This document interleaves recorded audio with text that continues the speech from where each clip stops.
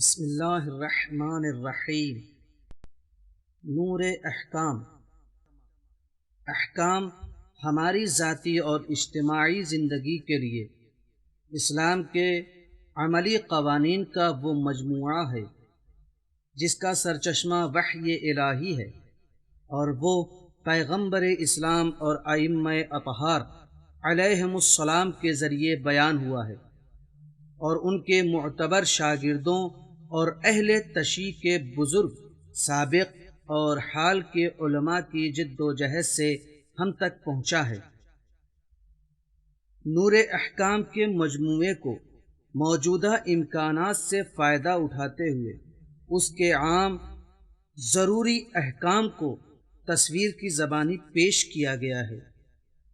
اس مجموعے کے تمام اسباق اس طرح ترتیب دیے گئے ہیں کہ تمام مراجع کرام کے فتووں کے مطابق صحیح ہوں